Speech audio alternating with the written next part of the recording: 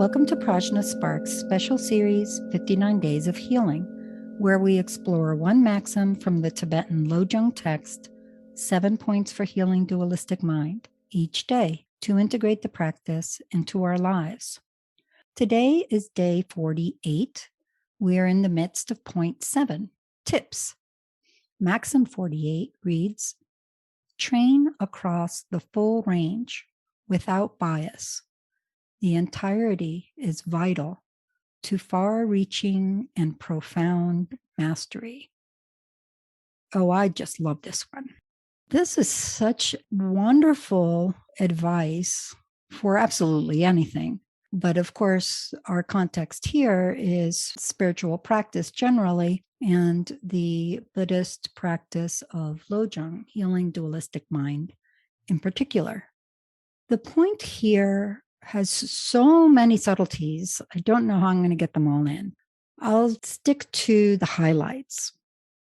First of all, we can see in the language about the far-reaching and profound mastery that resonates with a theme we've seen in other maxims.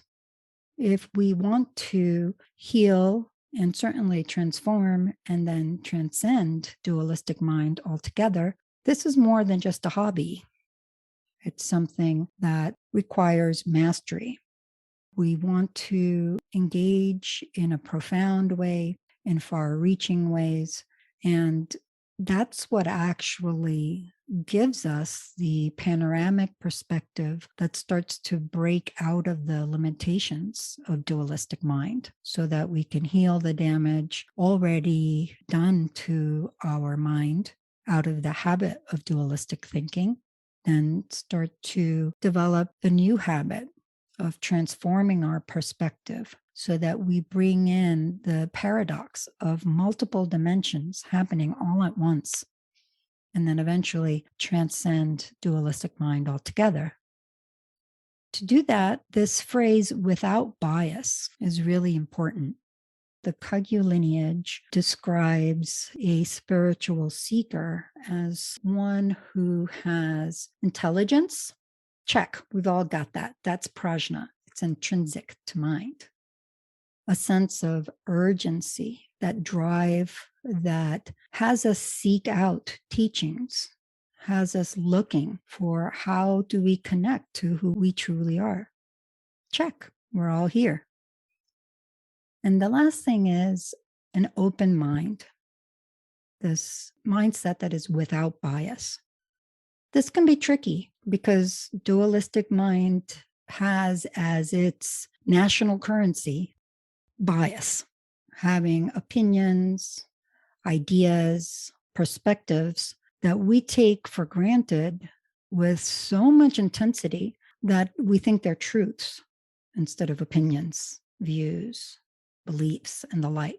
What this maxim is asking us to do is to have the courage of stepping out into the unknown a little bit, as much as we're able, so we can encounter the teachings, experiences in life, and this new way of being in the world without the ordinary filters that immediately start to send up red flags and say, oh, I don't like this, or that's wrong, or that's bad, or this is stupid, or anything else.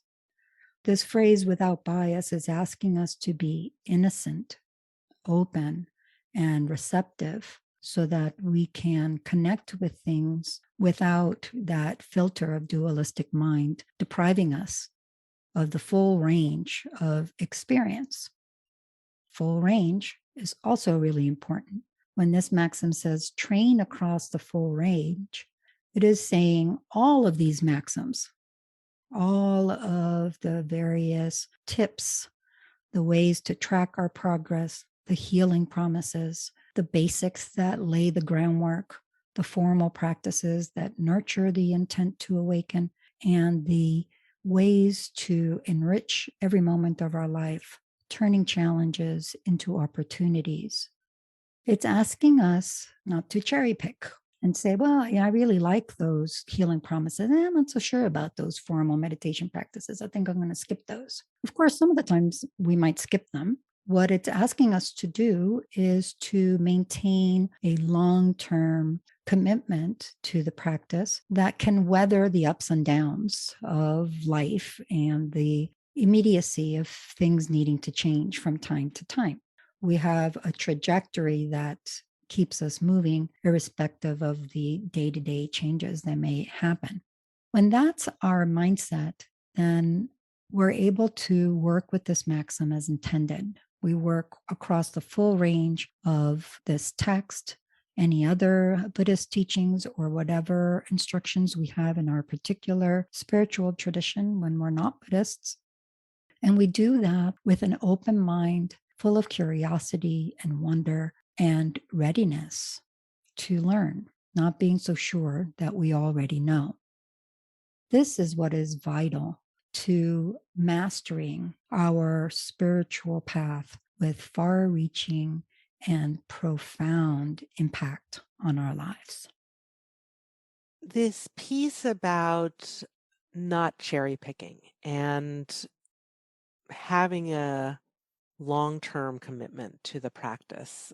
I see a lot of people who say, well, I'm not religious, I'm spiritual. And sometimes that means sort of borrowing things from a lot of different tradition and not necessarily having that kind of long-term commitment to one tradition or practice or faith. And I was thinking about this dream I had years ago where someone in the dream said, there are many paths, but you have to choose one lest you miss opportunities for enlightenment. And I was thinking about how sometimes you can be along a path and then hit up against something that's difficult and say, oh, well, I'll go over to this other path because I can see sort of a way around that. And I'm wondering if this is what this maxim is talking about, sort of helping us to stay the course rather than sort of shifting around things that are difficult in the path. I don't know that the maxim is limited to that, although it certainly can be read to include that. And I think it's important to read it as including that. When the maxim says train across the full range, it's kind of hard to do that if we're jumping in and out of different traditions. At the same time, especially when we're first starting out, we may explore different traditions to see what clicks for us, what works for us. We might experiment to determine where we feel that connection that allows us to organically have this commitment that stays for the long run. I don't know how to do this without sticking to one tradition. It's very hard to go far or deep without that. Ani Pema Chödrön, in her book, one of my favorites, Wisdom of No Escape, has a chapter called Sticking to One Boat. Doesn't mean that we can't get cross-fertilization from other traditions, that we don't learn from other Buddhist lineages, other spiritual traditions, other humanitarian traditions. We learn from everything. What this maxim is asking us to do, and what this sense of a long-term commitment to an entire range of teachings for far-reaching and profound mastery invites, is to find a tradition that feels good enough for now and experiment with it. See if there is a connection there that starts to unfold and that we can naturally feel a long-term wish to engage. The more we engage across that full range, we go deep and broad.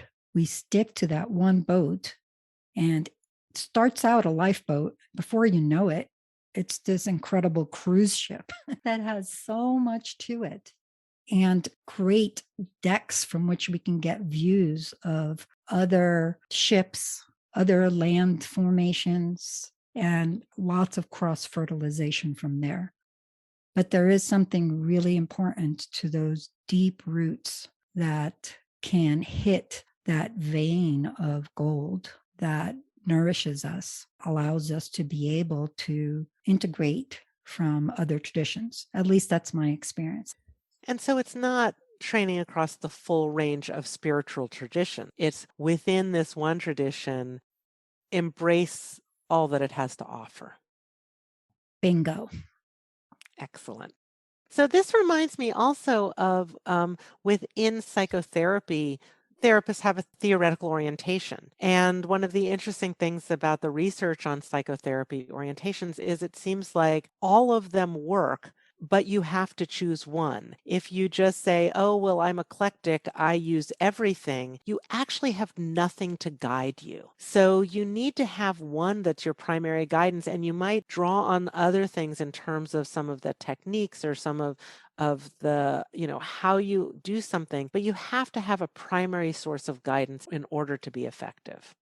This is very much what this is talking about. There is something to having a very wide ranging scope within one tradition that is very grounding and that provides the panoramic perspective and the deep understanding that makes it very easy to then learn from other modalities, bring in techniques, become more naturally creative. That's one of the things that happens. There's natural process of what I like to call sacred creativity that comes out of that deep grounding and that has a natural way of resonating with that tradition. You become almost a conduit for those teachings. And without that, you can do some of it, but you tap out early.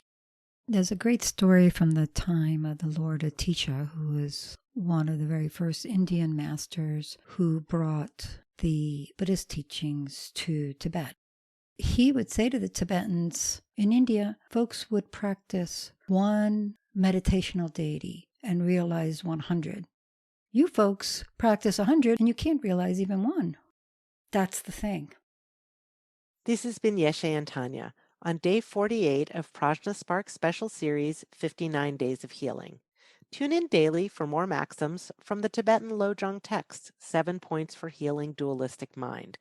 Check the episode notes for more resources, follow us on Twitter, Instagram, and Facebook at PRAJNA SPARKS, and email us, sparks@prajnafire.com, with any questions.